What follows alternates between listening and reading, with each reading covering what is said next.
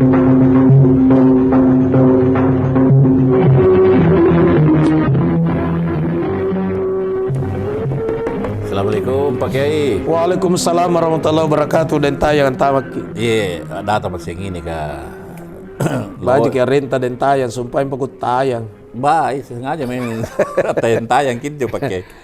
Nah, pendengar, ketemu lagi di hari ke-15 Ramadan 1443 Hijriah bersama narasumber saya yang setia ini.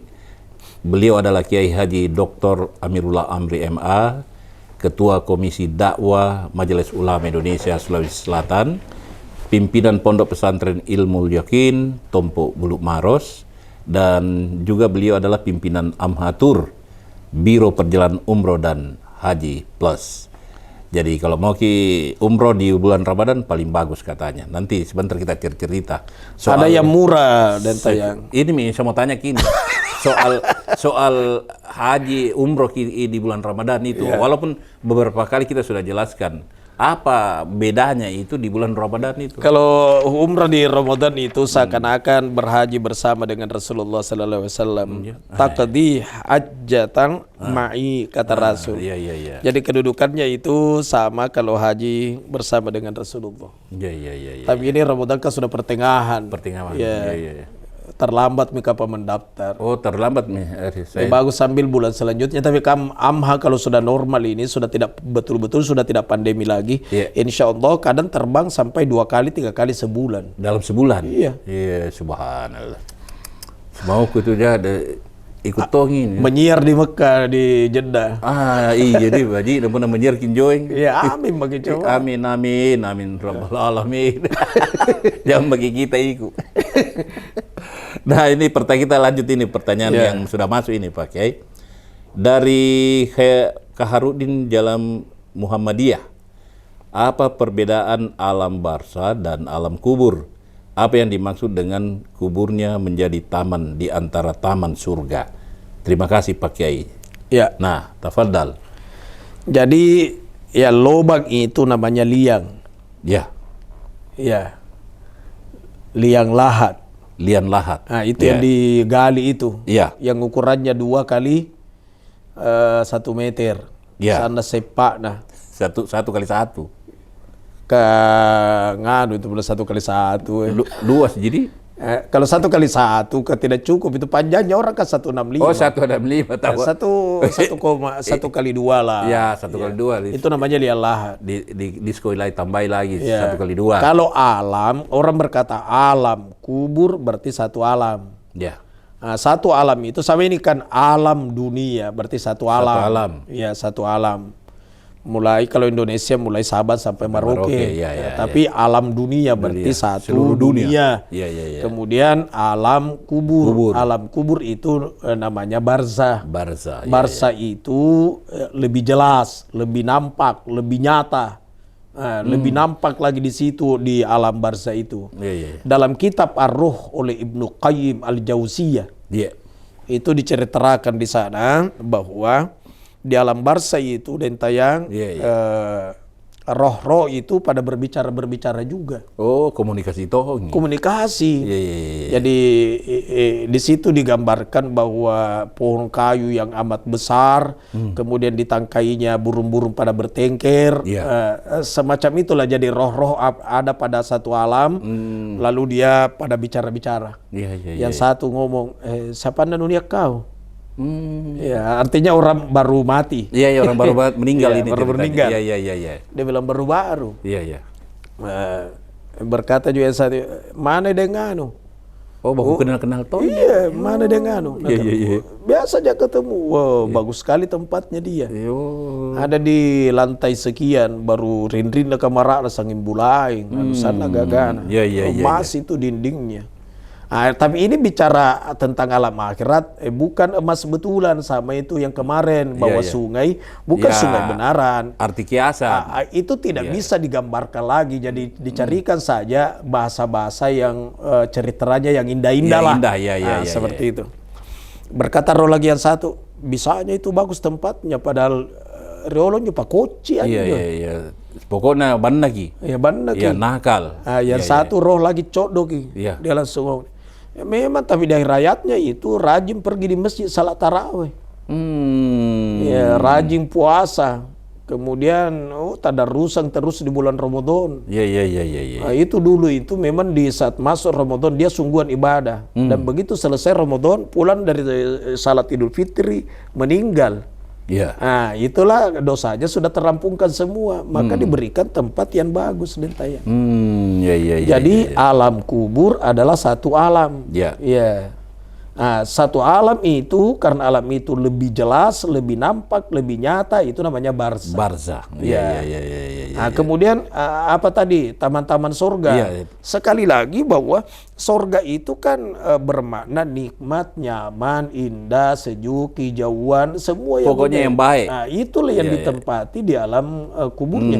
Itu kan orang yang di dalam kubur yang selamat disuruh tidur dan tayang.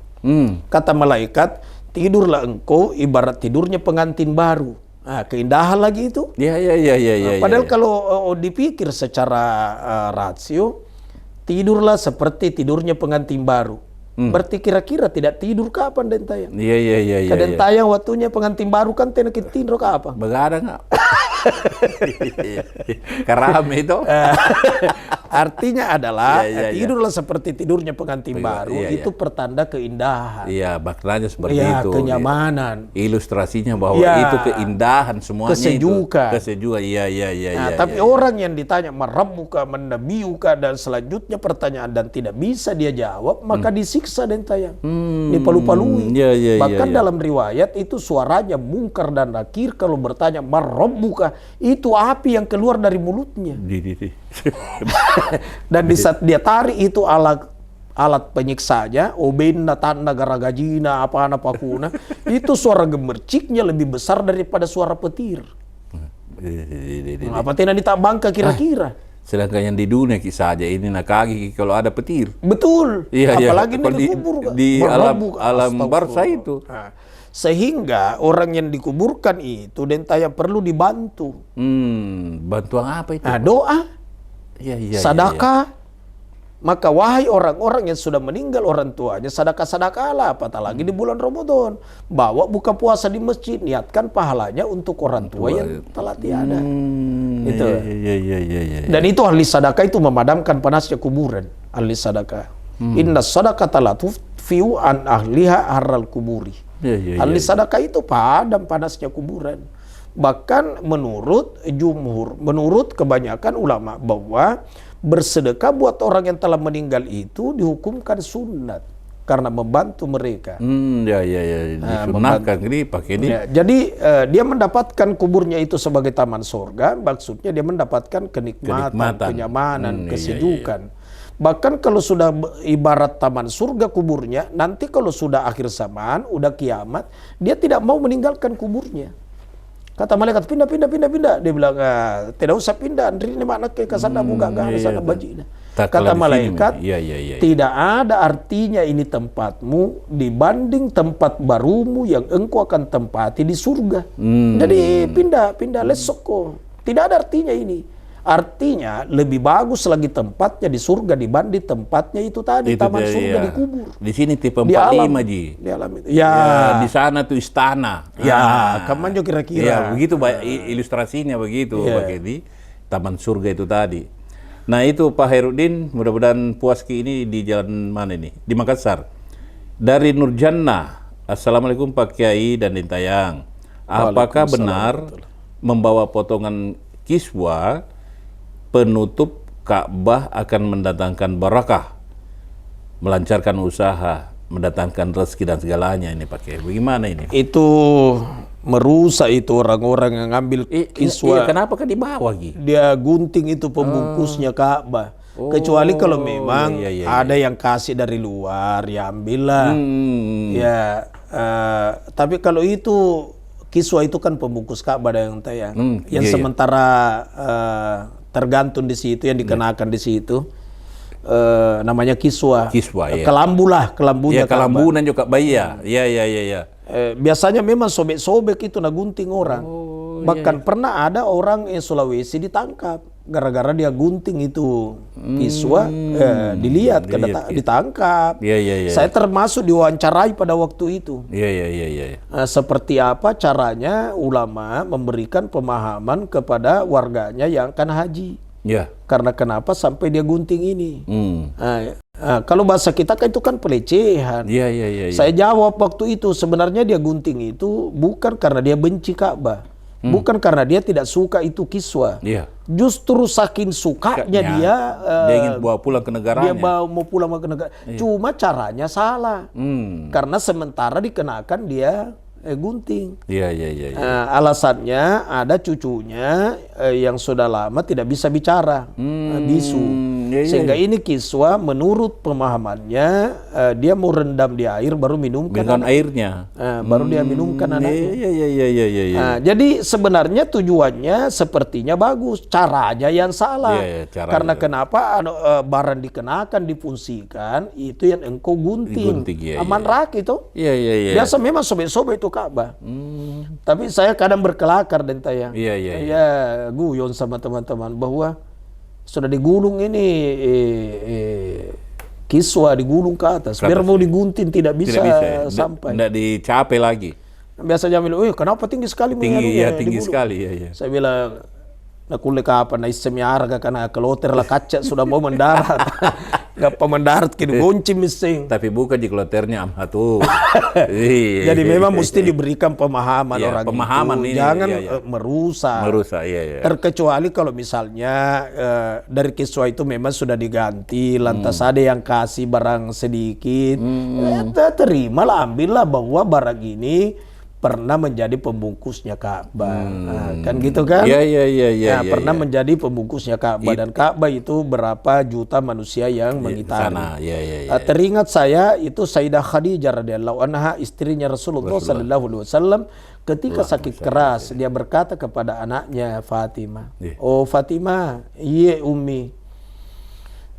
Pawang ya bamu na apa masiri kaya. Engkau beritahu abamu karena aku malu." Apa itu Umi?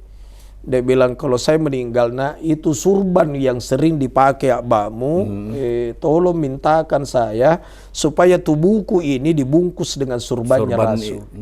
Karena surban ini bersama dengan orang yang mulia, maka surban ini juga pasti ada kemuliaan, pasti ada keberkahan. Jadi dia minta supaya pingin dibungkus dengan surban Rasulullah itu. Saya masih lihat dulu dan tayang itu di Mekah, tapi dulu orang-orang itu beli kain kapan kaci satu piece, baru dia rendam air zam-zam, baru dia jemur. Kalau kering dia gulung, dia junjung, dia bawa tawaf. Dia bawa juga itu tawaf. Untuk apa? Supaya kalau meninggal kain kafan inilah menjadi pembungkusnya. Itu orang-orang dulu saya masih lihat begitu. Karena keyakinannya pasti ada berkah di sini. Masih yakin ada berkahnya. Seperti itu pemahamannya. Tapi tidak sampai menggunting itu kiswa. Menggunting kiswa kan merusak. Merusak. Contoh. Saya lihat rambutnya Rasulullah SAW di Turki, di museum. Ada di situ di museum rambutnya Rasulullah. Disimpan di situ.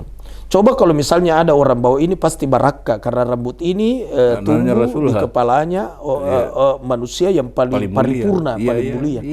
Nampak narepek yang jauh kacana museum menampak nale yang jauh. Apa tena di penjara kok kira-kira? Pasti ditangkap juga. Gitu. Hanya merusak ini. Nah itu tadi untuk Bu Nurjana dipangkep. Nah sekarang ada dari Suriana. Assalamualaikum Pak Kiai dan Tayang. Benarkah dalam sujud terakhir kita tidak boleh berdoa dengan menggunakan bahasa sendiri? Harus menggunakan doa-doa yang ada dalam Al-Quran. Bagaimana ini Pak Kiai? Berdoa itu memanggil atau memohon. Bermohon. Apalah kira-kira Allah Ta'ala. Syaratnya salat itu dan tayang harus bahasa Arab. Mulai dari awal sampai akhir. Jadi semua yang diomongkan dalam salat itu harus bahasa Arab. Jadi berdoa di akhir sujud itu juga harus bahasa Arab. Karena syaratnya salat bahasa Arab. Jadi harus pakai bahasa Arab.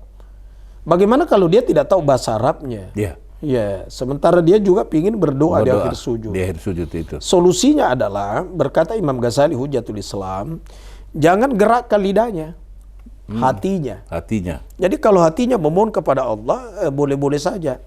Contohnya ini anak muda ini. Dia doa di akhir sujudnya, ya Allah, aku mohon kepadamu, jodohkanlah aku dengan orang yang aku cinta kepadanya. Iya, iya. Dia juga cinta kepada aku. Aku bahagia karena dia. Dia juga bahagia karena aku. Bahagia dunia dan akhiratku. Tapi jangan lidah, hati. Hati tak. Kalau lidahnya batal sholatnya. Kenapa batal? Karena kalau lidah berarti lahiriah. Lahiriah itulah yang nampak dan syaratnya sholat harus bahasa Arab. Bahasa Arab. Karena kapan bahasa Indonesia ante kamu pun sambayang kita mulai dari takbiratul ihram. Allah Maha Besar. Baca Fatihah mestinya Bismillahirrahmanirrahim. Dia baca dengan nama Allah Pengasih Penyayang. Segala puji bagi Allah Tuhan seru sekalian alam. Itu alhamdulillah yang Pengasih Penyayang Rahmanir-Rahim. Maliki Yaumiddin yang menguasai hari pembalasan. Di bahasa Indonesia. Dia bahasa Indonesia semua. Nah, sampai akhirnya sampai Allah dalil dia bilang terima, kan kacau. Jadi harus salah satu syaratnya itu bahasa Arab. Bahasa Arab. Kapan bahasa Indonesia salat batal salat. Jadi kalau doanya meminta tanpa menggoyangkan lidah, ya hatinya boleh. Itu boleh. Boleh. Di akhir sujud. Begitu pendengar. Jadi mudah-mudahan ini doa yang sujud terakhir tadi itu dalam hati yang kasih dengar ke orang. Nah, pertanyaan selanjutnya nih Pak Kiai. Dari Pak Taufik Dendreka, Assalamualaikum Pak Kiai dan Tayang. Apa hukumnya memulai usaha dengan uang pinjaman? Karena ada yang mengatakan bahwa haram hukumnya memulai usaha dengan uang pinjaman. Nanti kan maksudnya enggak? Tidak ada haram meminjam. Rasul kadang meminjam. Tergantung digunakan untuk apa? Digunakan untuk usaha apa? Kasihan mau usaha. Tina duit na, tina modal na. Nampas sahabat ke dentaya, na kana dentaya sersengin ren duit nuku dong. Na kana siapa? Na kana ala kadar na 50 juta. Dia ini. Kita tidak uang 5 juta. Dentaya yang kasih. Tapi tidak ada syarat-syarat. Jangan denta yang bilang kuliah Joko Kusari tapi mesti nu kembalikan lebih sekian itu riba. Kan? Denta yang kasih anggaplah 5 juta. Nah pakai muka dong baluri depannya masih Almarkas. Contoh lah. Jual mobil. Ternyata mobil-mobil. Mobil-mobil setelah itu ternyata sudah Ramadan, jahina sawah lah. Dia kembalikan dulu modalnya 50. Tadi dipinjam berapa? 50. Nah, ternyata dia kasih lebih. Itu halal karena tidak ada cerita di awal. Itu hadiah untuk dentayang. Terima paman 5 baju baru. Mau lebaran gini. Ini untungnya. Itu boleh. Jadi pada dasarnya minjam untuk dijadikan modal boleh-boleh saja. Tapi ingat, mesti komitmen dalam ngutang, mesti kembalikan. Karena kalau orang meninggal itu dentayang lalu ada utangnya dan tidak ada anaknya mau bayar, tidak ada ahli warisnya mau bayar, tidak ada generasinya, tidak ada keluarganya mau bayarkan, maka nyawanya itu ruhahu mu'allakun bainas samai wal ard. Nyawanya itu tergantung, tak gentung nyawana antara langit dan bumi. Artinya terkatung-katung. Jadi mesti itulah sampai biasa kalau ada orang tidur terlentang kaku, orang berkata, kalau ada sangkut pautnya ini hubungi kami sebagai anak-anaknya, kami yang tanggung jawab. Kalau ada yang meninggal seperti begitu. Jadi tidak ada masalah pakai silakan minjam. Yang penting kembalikan. Nah begitu Pak Taufik. Nah selanjutnya ini dari Rusna. Assalamualaikum Pak Kiai dan Dentayang. Waalaikumsalam. Ini apa hukumnya memotong kuku dan rambut ketika sedang haid? Sementara haid. Iya. Apakah kuku dan rambut itu juga kotor karena belum mandi wajib? Bagus. Nah, bagaimana ini Pak? Saya baca Dentayang bahwa likulli sya'ratin janabatan. Setiap rambut itu ada janabatnya. Janabat apa?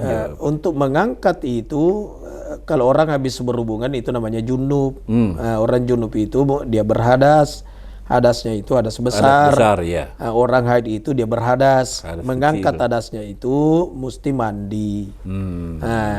Sehingga kalau ulama membahasakan itu dengan niat mandi itu kan nawaitul ghuslah. Nawaitu ghuslah. Sengaja ku mandi li rafa'il hadasil akbari, untuk mengangkat hadas besar, fardu karena Allah. Fardu. Jadi rukunnya itu mandikan dua, denta, yang satu niat, yang kedua wa ta'mimul badani bil ma'i, menyempurnakan air ke seluruh tubuh. Jadi seluruh tubuh mesti kena. Iya. Nah, bagaimana dengan rambut itu? Rambut juga ada janabatnya, jadi mesti semua dibasahi. Nah, terus bagaimana tentang di saat haid memotong rambut? Saya cenderung bahwa sebaiknya jangan potong dulu lah, karena itu dalam keadaan junub, berhadas. Berhadas. Nah, tapi kalau toh dia sisir rambutnya dan rontok, itulah orang-orang dulu yang sangat hati-hati. Dia kumpulkan rambutnya, dia taruh di pelepah pisang. Di saat dia mandi, dia ambil kembali rambutnya, dia juga ikut basahi. Karena dia tidak mau ada anggota tubuhnya terbuang dalam keadaan tidak suci. Tidak suci, ya. Nah, karena tubuh ini kalau orang berhadas itu kan tidak suci. Jadi sebaiknya lah di saat haid jangan potong rambut. Ya, supaya nanti dibasahi semua itu kan suci, karena nanti itu di akhirat apa yang berasal dari tubuh ini itu terkumpul nanti, dan kapan dia terbuang dalam keadaan tidak bersih suci maka warnanya lain. Jadi sucikanlah. Nah, tapi seandainya dia tidak seperti itu, saya juga tidak berkata bahwa orang itu berdosa. Cuma kehati-hatian dan tayang. Sebaiknya sebaiknya sekali nanti sudah mandi mengangkat hadas besar baru potong. Gitu. Terserah mau potong apa saja ini. Kalau sudah membersihkan diri, mandi junub tadi itu. Sehubungan dengan itu dan tayang ini penting juga ini. Terlanjur saya ingat dan ada hubungannya. Ada orang junub sudah hubungan di malam hari, tapi belum mandi junub, imsak. Apakah puasa apa tidak? Bagaimana itu? Jawabnya tetap puasa. Jadi junub lewat imsak tidak mengapa. Yang dilarang sementara berbuat junub ketemu imsak tidak berhenti. Berbuat itu berhubungan sama istri baru tidak ketemu berhenti. Imsak tidak berhenti. Nah, berarti dia sudah melanggar. Sama juga kalau kita makan baru dengar bikin imsak ini. Berhenti makan. Makan terus. Ini dia kasih sama makan terus sih. Tapi sekarang kan sudah enak karena ada aba-aba di masjid. Ada imsak ada tanda. Lagi 5 menit. Ada tanda. Kan itu. Sebentar lagi imsak kan tidak langsung imsak telah tiba. Biasanya bunyi ayam dulu. Ada jedanya beberapa menit. Iya. Seakan-akan bilang nginum ako. Nginum ako, pamarimi ro. Iya, karena sudah mau minsa tanda. Iya. Nah, pakai itu tadi terakhir ini dari Rusna soal haid itu tadi. Jadi kesimpulannya bahwa kita bersihkan dulu, bersucikan dulu diri kita, baru kita potongi. Nah, seperti itu. Dalam keadaan suci dia potong kuku ya. Nah, potong rambut. Doa tak dulu pakai sebelum kita tutup sesi yang hari ke-15 ini, Ramadan 1443 Hijriah. Mudah-mudahan Allah senantiasa tetap memberikan kesehatan dan kekuatan dan memberikan petunjuk agar kita senantiasa menghabiskan Ramadan ini yang tinggal 14 hari lagi barangkali.